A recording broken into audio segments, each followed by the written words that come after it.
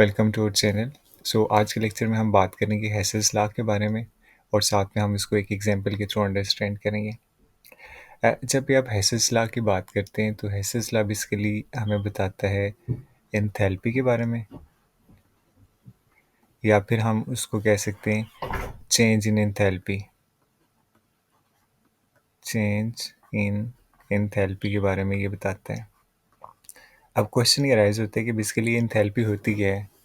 Enthalpy को जब हम रिएक्शन काइनेटिक्स की बात करते हैं तो हम उसको एच से इंडिकेट करते हैं। ये बेसिकली चेंज इन एंथैल्पी होता है, इसको हम बाद में डिस्कस करते हैं। तो एच जो एंथैल्पी होता है इसको हम कह सकते हैं कि ये जो सिस्टम की इंटरनल एनर्जी होती है प्लस प्रेशर वॉल्यूम का जो प्रोडक्ट होता है इसको मिला के एंथैल्पी बन जाता है। अब जब हम बात करते हैं तो हम एब्सोल्यूट एंथैल्पी कभी भी किसी सिस्टम की वो फाइंड आउट नहीं कर सकते कि इसकी एग्जैक्ट ये क्वांटिटी है। हम बेसिकली जो मेजर करते हैं वो चेंज इन एंथैल्पी मेजर करते हैं, डेल एच। वो बेसिकली होती है ई प्लस पी डेल वी। इस तरह से हम उसको इंडिकेट करते हैं। अब हेसला बेसिकली एंथैल्पी के बारे में क्या कहते हैं, कहते हैं कि जो एंथैल्पी होती है ये है एक स्टेट फंक्शन। अब स्टेट फंक्शन का मतलब क्या होता है? स्टेट फंक्शन ऐसे फंक्शंस होते हैं जो कि डिपेंड करते हैं आपकी जो इनिशियल स्टेट होती है, किसी भी रिएक्शंस की जो इनिशियल स्टेट है और उसकी जो फाइनल स्टेट है उस चीज़ पे डिपेंड करते हैं। जितने भी स्टेट फंक्शंस होते हैं वो इनिशियल स्टेट और फाइनल स्टेट पे डिपेंड करते हैं। वो इस चीज़ पे डिपेंड ही नहीं करते कि आपने पाथ कौन सा फॉलो किया किस तरह से। अब इसको मैं एक एग्जांपल के थ्रू अंडरस्टैंड करते हैं, फिर हम हेसला की डेफिनेशन की भी बात करते हैं। जैसे लेट्स सपोज आपके पास एक रिएक्टेंट है, उसको हमने नेम दिया है ए और उसको आपने चेंज करना है बी के अंदर। तो जो चेंज इन एंथैल्पी होती है उसको हम डेल एच से शो कर सकते हैं। अब ये तो एक मेथड है कि आपने ए को डायरेक्टली बी के अंदर कन्वर्ट कर दिया। एक और मेथड ये हो सकता है कि आप ए को सबसे पहले सी में कन्वर्ट करें, सी को आप डी में कन्वर्ट करें और फिर डी से आप क्या बनाएं, बी बनाएं। अब इस केस में जो let's suppose change in enthalpy होती है उसको हम डेल एच वन कह देते हैं, इसको हम डेल एच टू कह देते हैं और इसको हम डेल एच थ्री कह देते हैं। अब जो चेंज इन एंथैल्पी जो हेसला वो स्टेट करता है कि ये जो सारी एंथैल्पीज होती हैं जो स्टेप वाइज आती हैं ये सारी, और जो उसको आप क्योंकि वो डिपेंड कर रहे हैं चेंज इन एंथैल्पी आपकी इनिशियल स्टेट पे। This is our initial state and this is our final state.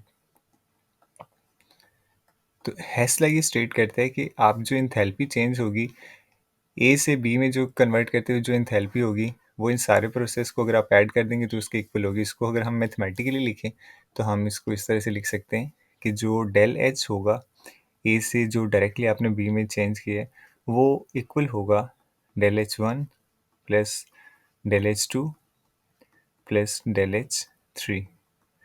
तो इस चीज़ को हम कहते हैं हेसेस लॉ कि एंथैल्पी चेंज जो आपके पास होती है in converting a product from A to B is equal regardless of how many steps you have taken or whichever the path you have followed.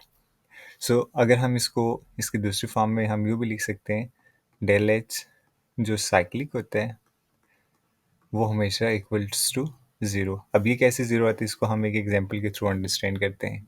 मैं एग्जांपल लेता हूँ, यहाँ पे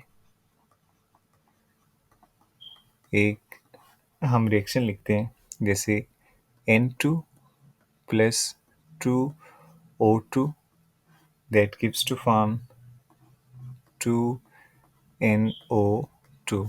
नाइट्रोजन ऑक्सीजन मिलकर नाइट्रोजन डाइऑक्साइड बनाते हैं। अब इस रिएक्शन में जो चेंज इन एंथैल्पी होती है उसकी जो वैल्यू हमने कैलकुलेट की है वो होती है 68 किलो जूल। अब ये जो रिएक्शन होता है ये मल्टीपल स्टेप्स के थ्रू भी हो सकता है। अब हम उससे जब मल्टीपल स्टेप्स की बात करते हैं तो हम कहते हैं कि पहला जो इसका स्टेप होता है वो होता है N2 plus O2 that gives to form 2NO। तो पहले स्टेप में ये हो जाता है, दिस इज फर्स्ट स्टेप। और इस केस में जो आपके पास एंथैल्पी होती है उसको हम डेल एच वन से शो करते हैं और वो आपके पास इक्वल होती है 180 किलो जूल। जो सेकंड स्टेप होता है उसमें, क्योंकि ये एज अ बिहेव करेगा एज अ रिएक्टेंट, तो ये बेसिकली 2NO प्लस O2, जो सेकंड ऑक्सीजन, क्योंकि यहाँ पे 2 ऑक्सीजन लिखे हुए हैं, तो वो बनाता है 2NO2। अभी जो सेकंड जो स्टेप होता है, ये रिएक्शन होता है एक्सोथर्मिक, जिसमें एनर्जी रिलीज होती है। और कितनी एनर्जी रिलीज होती है? -112 किलो जूल। अब अगर हम इन दोनों रिएक्शंस की बात करें, तो अगर हम इनको एड अप करें, इन दोनों रिएक्शंस को, जो अगर हम इसका नेट रिएक्शन लिखें, तो नेट रिएक्शन आपके पास किस तरह से होगा कि ये वाला और ये वाला कैंसिल आउट हो जाएगा, और जो बाकी आपके पास बनेगा N2 प्लस ये ऑक्सीजन और ये oxygen 2O2, that gives to form 2NO2। और अगर हम इन दोनों एनर्जीज को करें del H1 plus del H2, तो इसका मतलब होता है कि ये बेसिकली 180 प्लस इंटू -112, और ये 180 -112, दैट्स इक्वल 68 किलो जूल। तो एक जो रिएक्शन होता है वो मल्टीपल स्टेप्स में हो रहा हो या सिंगल स्टेप्स में हो रहा हो, उसकी जो इंथैल्पी चेंज होगी वो हमेशा कांस्टेंट रहेगी, वो सेम रहेगी। तो इसी को हम कहते हैं हेसेस लॉ। अब साइक्लिक की जब हम बात करते हैं, मैंने साइक्लिक लिखा था, डेल एच जो साइकिल के फॉर्म में होता है या साइक्लिक रिएक्शंस होते हैं, उसका जो सम होता है, सम साइक्लिक, वो हमेशा ज़ीरो के इक्वल होता है। अब इसका क्या मतलब होता है कि अगर हम देखें कि डेल एच जो था वो आपके पास था del H1 plus del H2, तो ये बेसिकली था 68 किलो जूल, और इस साइड पे था आपके पास 180 प्लस इंटू -112, तो ये 68 इज इक्वल टू, ये बेसिकली 180 -112, तो ये बेसिकली 68 इज इक्वल टू, यहाँ पे 180 -112, तो ये भी 68 हो जाते हैं।